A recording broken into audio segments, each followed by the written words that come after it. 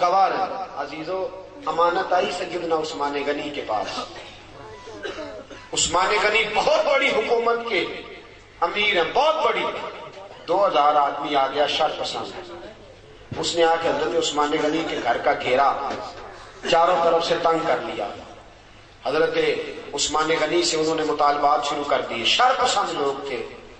انہوں نے کہا کہ عثمان آپ خلافت چھوڑ دیں۔ حضرت عثمان غنی نے فرمایا کیسے چھوڑ دوں؟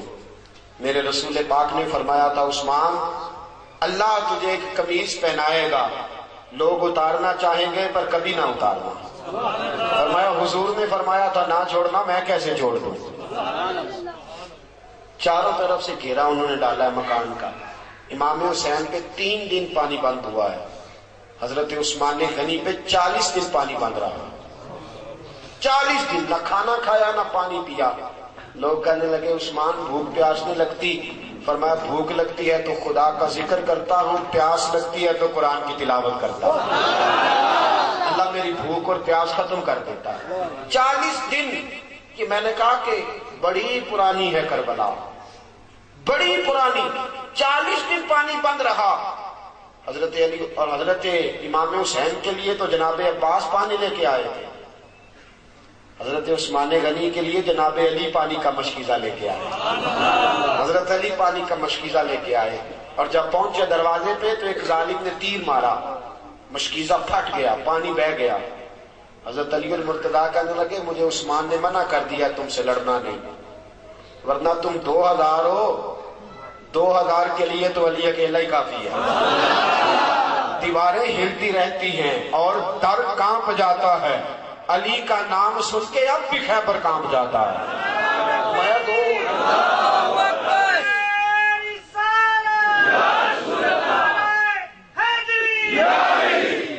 میرے عزیزو سنو، بات بڑی آگے بڑھ گئی۔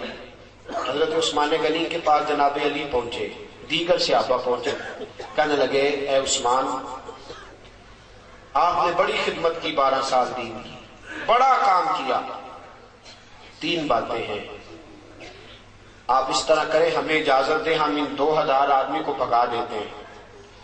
حضرت عثمان غنی کہنے لگے میری وجہ سے نبی پاک کے مدینے میں خون بہہ جائے، رسول پاک کے شہر کی گلیاں میری وجہ سے سرخ ہو جائیں؟ عثمان کا گلا کٹتا ہے تو کٹنے دو، لیکن رسول کریم علیہ السلام کے شہر میں میں خون اور دنگا فساد برداشت نہیں کرتا۔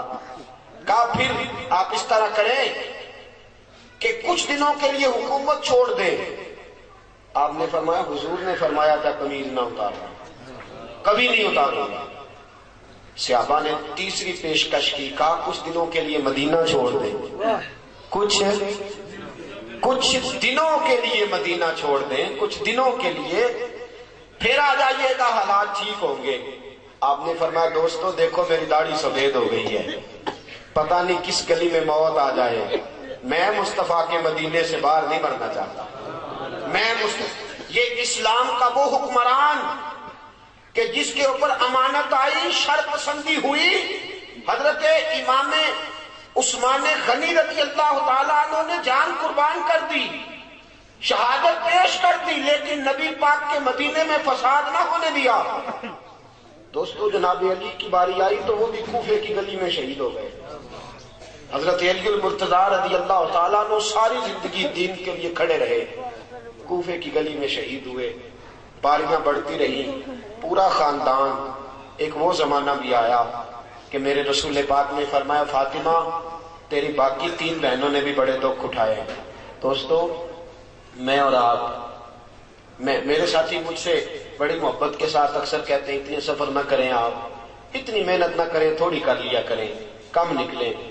میں ان کی محبت کو وصول کرتا ہوں، مجھ سے پیار کرتے ہیں تو ایسے جملے بولتے ہیں، لیکن قسم اللہ کی جب میں رسول اللہ کی تبلیغ پڑھتا ہوں اور کتابیں، ایک ابو جہل کے دروازے پہ نبی پاک 2000 بار تبلیغ کرنے گئے، کتنی بار؟ اور حضور کو پتا تھا کلمہ نہیں پڑے گا، 2000 بار دروازے پہ دستک کی۔ اور دوستو بڑے دکھ اٹھائے حضور نے، بڑی تکلیفیں اٹھائیں۔ جو چیز مفت ملتی ہے اس کی قدر نہیں ہوتی، مفت ملتی ہے نا جو چیز اس کی قدر نہیں۔ مجھے اور آپ کو مفت مل گیا یہ دین، کبھی بلال کی قبر پہ کھڑے ہو کے پوچھو دین کتنا مہنگا ہے، کبھی کھڑے ہو کے پوچھو سیدہ فاطمہ سے کہ دین کتنا مہنگا ہے، کبھی پوچھو امام حسین سے کہ کتنا کٹھن ہے یہ دین۔ میرے عزیزو، رسول پاک کی 2 شہزادیاں، نکاح ہوا ہے، ابھی رخصتی نہیں ہوئی، ابو لہب کے 2 بیٹے، انہوں نے طلاق بھیج دی، کہنے لگے یا کلمہ پڑھانا چھوڑ دے ورنہ طلاق دے دیں گے۔ حضور نے فرمایا میرا تیرا اختلاف ہے، بچوں کا کیا قصور ہے؟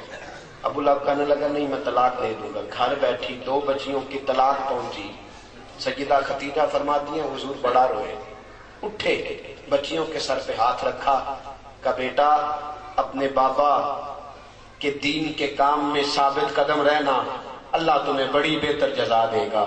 اور ساتھیو، صرف حضرت فاطمہ نہیں، سیدہ زینب میرے رسول پاک کی بڑی صاحبزادی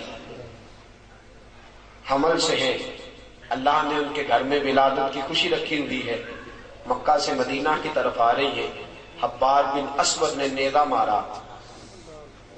مارا، اونٹ بدکا اتنی تیزی سے دوڑا کہ آپ زمین پہ گری، بچہ خون بن کے نکلا، حالات بگڑ گئے۔ کتنے مہینے میرے حبیب کی صاحبزادی کتنے ہی مہینے بیمار رہ کے وصال کر گئی، بڑی صاحبزادی تھی، حضرت ختیجۃ الکبریٰ سے شکل ملتی تھی۔ رسول پاک نے بڑے آنسو بہائے، کیسا یہ دین تھا اور کتنا حضور کو اس پودے سے پیار تھا۔ بیٹی کو شہید کرنے والا حبار بن اسود منہ پہ نقاب ڈال کے فتح مکہ کے بعد آیا، آگے کہنے لگا سونیا کوئی آپ کا بہت بڑا مجرم بھی کلمہ پڑھ لے تو اس کو بھی معاف کر دیتے ہو؟